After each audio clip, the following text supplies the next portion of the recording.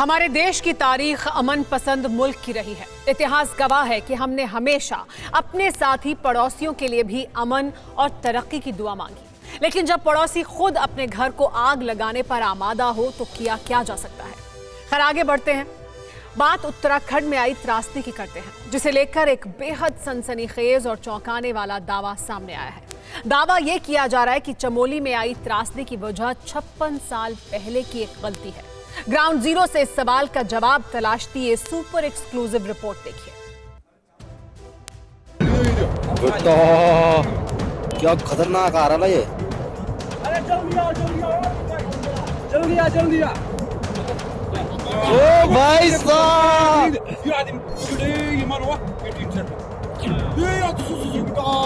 गए।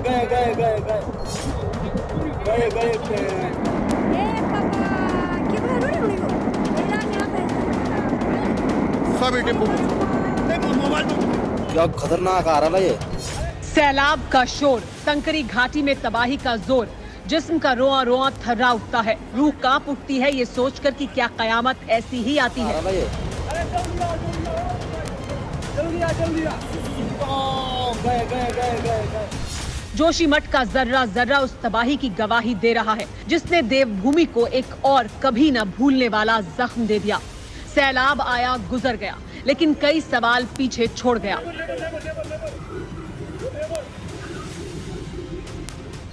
चमोली में सैलाब आने की असली वजह क्या थी?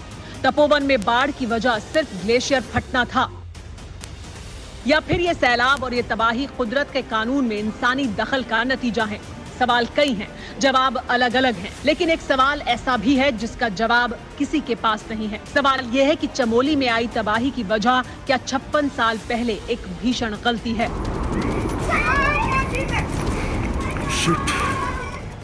सुनने में भले ही अटपटा लगे, लेकिन दावे किए जा रहे हैं और इस वजह से ये जानना जरूरी है कि 56 साल पहले ऐसा क्या हुआ था जिसे अब लोग तबाही का जिम्मेदार मान रहे हैं।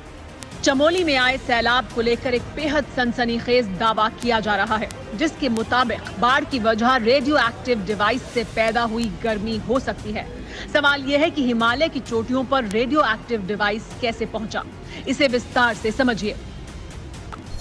एक बेहद ही गुप्त अभियान के तहत उत्तराखंड के इस नंदा पर्वत पे इस रेडियो एक्टिव डिवाइस को एस्टैब्लिश किया गया था। ऐसा दावा किया जाता है कि अमेरिकी खुफिया एजेंसी CIA और भारतीय खुफिया एजेंसी IB ने मिलकर इस रेडियो एक्टिव डिवाइस को प्लांट किया था।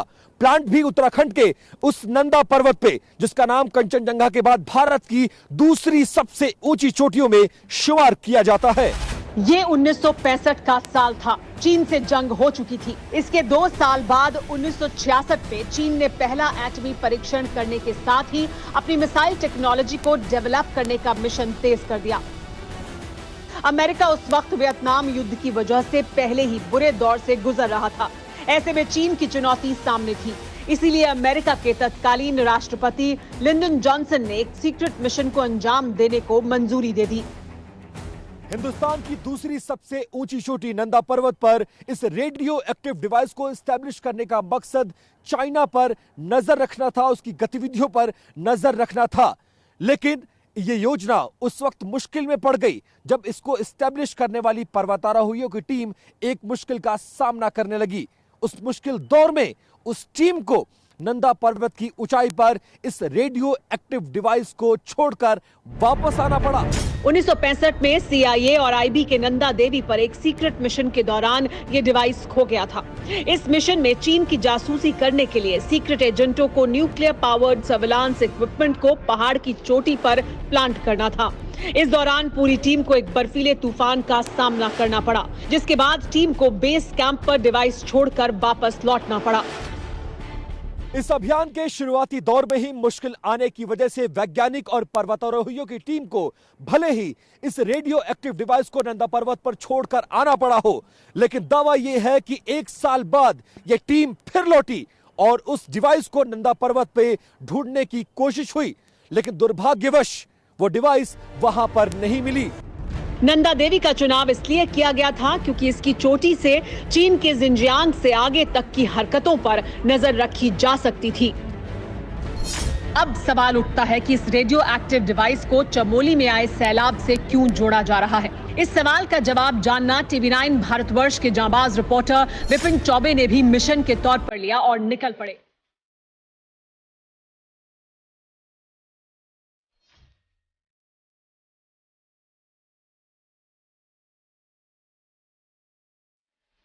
गांव वालों के मुताबिक सैलाब के वक्त एक अजीब तरह की गंध हवा में महसूस की गई, जो इतनी तीव्र थी कि सांस लेने में भी मुश्किल हो रही थी। क्या वाकई ऐसा हुआ था? कुछ लोगों से सवाल हुए तो जवाब क्या था, सुनिए। इसमें सर कुछ मतलब इस तरह की महक आ रही थी सर, जैसे मतलब कोई बारूद अगर फटा हुआ हो, इस तरह की सर स्मेल आ रही थी। हाँ, थोड़ा सा अलग सा एक अलग सा सुगंध, हाँ अलग सा वो आ रहा उसमें। आपने कभी महसूस की थी ऐसी महक इससे पहले? नहीं, कभी नहीं किया था। स्थानीय लोग सैलाब के दौरान हवा में अजीब सी गंध की बात की तस्दीक कर चुके थे। इसी दौरान कई लोगों ने इस बात को भी माना कि पूर्वजों से उन्होंने रेडियो एक्टिव की बात सुनी है। ऐसे तो सुना था, दादा लोग बता रहे थे, बड़े बुजुर्ग लोग। तो उसके बाद तो उस कहानी पर तो बात नहीं हुई। आपसे ये ऐसा हुआ तो तब चर्चा में आ गया। बुजुर्गों का जो कहना है ना, वहाँ पे 1971 में इससे हल्की बाढ़ आई थी और ये इतना भयंकर आज तक कभी उन्होंने भी नहीं देखा। सैलाब को लेकर किए जा रहे दावों की खोजबीन के दौरान 77 साल के एक बुजुर्ग मिले। उन्होंने 56 साल पुराने किस्से को यूं बयां किया। लोग कह रहे हैं रेडियो एक्टिव डिवाइस जो भारत ने नंदा पर्वत पे लगाया था, उसकी गर्मी से ग्लेशियर में ब्लास्ट हुआ है। आपको ऐसा लगता है 1965 में भारत ने लगाया था, जो बाद में ढूंढने पे ढूंढ रहे हैं उसको। हाँ, ढूंढ रहे हैं, ये बात आपको मालूम है? हाँ, भारत वाले ढूंढ रहे हैं उसको भी। किसने रखा है? कहाँ है भाई? इन्होंने रखा होता है तो इनको पता होता है इनने पोस्ट में रखा है या किसका, तो कहा था किसका हो, इनको पता होता है। बल्कि ढूंढने आए थे जो लोग उस टाइम मुंडी में जाते थे, उनको उनके सामने थोड़ी रखा इन्होंने, उनके सामने ही थोड़ी रखा है। वो तो आए थे। ये हो सकता है कारण, आपको लगता है? अब वो बात क्या 71 में जो बाढ़ आए सुरट से लेके, आप सुरट नहीं जानते होंगे, यहाँ से आए 7-8 किलोमीटर आए थे, वहाँ से नंदप्रयाग तक जो ये पोर्शन आया है, तो उसमें सारे नदी नाले बढ़े। यानी जो बात कही जा रही थी वो काफी हद तक सच थी। इसीलिए हम उस जगह तक पहुंचने की कोशिश कर रहे थे जहां नंदा देवी ग्लेशियर साफ नजर आता है, लेकिन राह में चुनौतियां भी कम नहीं थी।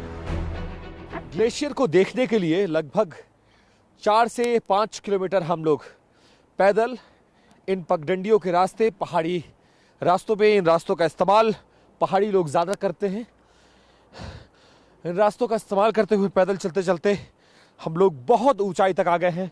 और ऊंचाई का अंदाजा लगाने के लिए पहले एक बार एक नजर नीचे डालिए कि वो वाटर लेवल है जहां पर ऋषिगंगा की बाढ़ ने तबाही मचाई थी, उसके बगल में सड़क, और सड़क से लगभग 5 किलोमीटर इन पगडंडियों के रास्ते घूमते घूमते हम इतनी ऊंचाई पर आए हैं। इतनी ऊंचाई पर आने का मकसद यही है कि ऋषिगंगा के उस ग्लेशियर की तस्वीरें आप तक पहुंचा सके, नंदा पर्वत आपको दिखा सके, और साथ ही ये जान सके कि आखिरकार उस ग्लेशियर में ब्लास्ट क्यों हुआ। बेहद संकरे घुमावदार पगडंडियों पर बढ़ते हुए और कई किलोमीटर की चढ़ाई के बाद वो मकाम सामने था जहां से वो ग्लेशियर साफ नजर आता है, जिसे चमोली में तबाही का जिम्मेदार माना जा रहा है।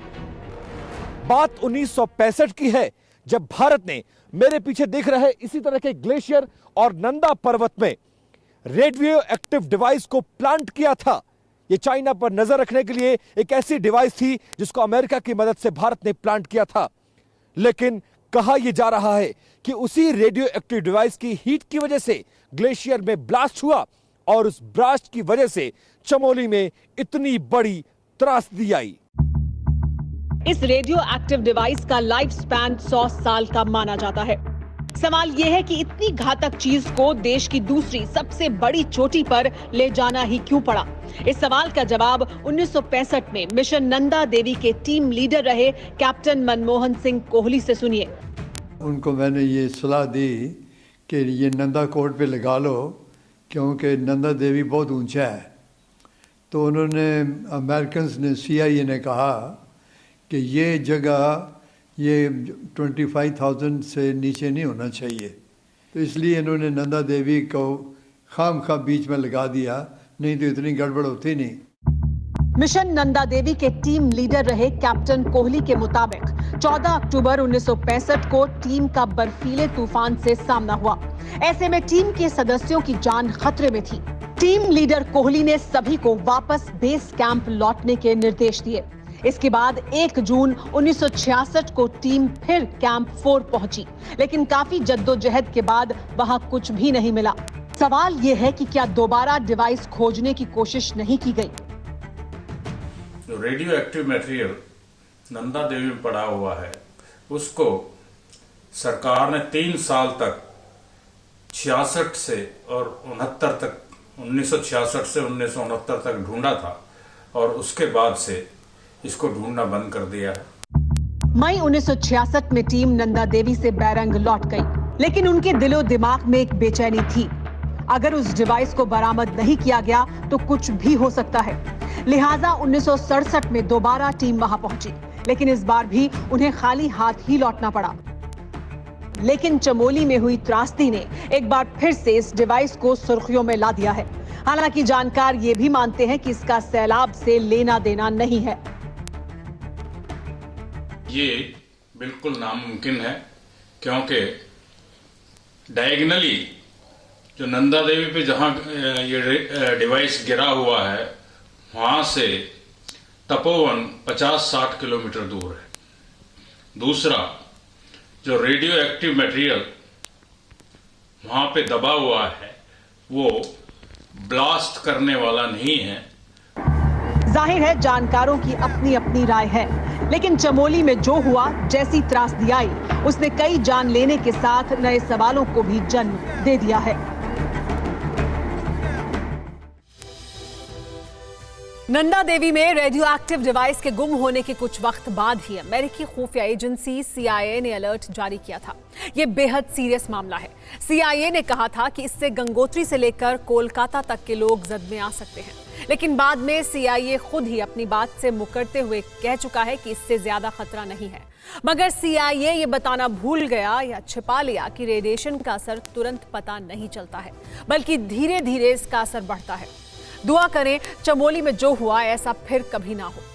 अड़ी सोमवार से शुक्रवार शाम 6 बजे सिर्फ TV9 भारतवर्ष पर।